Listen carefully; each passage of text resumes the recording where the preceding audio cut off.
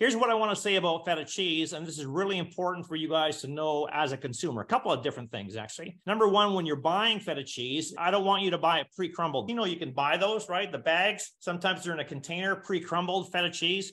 Don't buy them. Here's why, is because they're not in brine. So you look at the expiry date of crumbled feta cheese, it's like 30 days to 60 days away. If you buy a block, like a tub of a block of feta cheese and it's in brine, you look at the expiry dates, it's anywhere from 10 to 12 months. So it's going to last a lot longer. And the reason for that is in brine. It's completely covered off from air getting at it. So that's why you have a difference in expiry dates. And some people like say, oh, you know what? I'm just going to buy the crumbled because I'll use it within a month, no problem. And chances are you might not. And then you have all that crumbled cheese you find in the back of your fridge. Oh, I forgot it was there. Now it's growing a sweater and you got to throw it out. You're throwing out your hard-earned money because cheese isn't cheap. But here's the problem. Maybe you bought this tub. Maybe there's not a lot of brine in there. Maybe you bought it fresh from a deli or whatever, and you take your chunk off, right? You have your residual chunk. You put it back in the container where the brine is, but there's not enough volume of cheese to make that brine come up and cover it. And if the brine is not covering it, it's not going to last for that expiry date. So what do? Very simple. 2 ingredients. You make your own brine,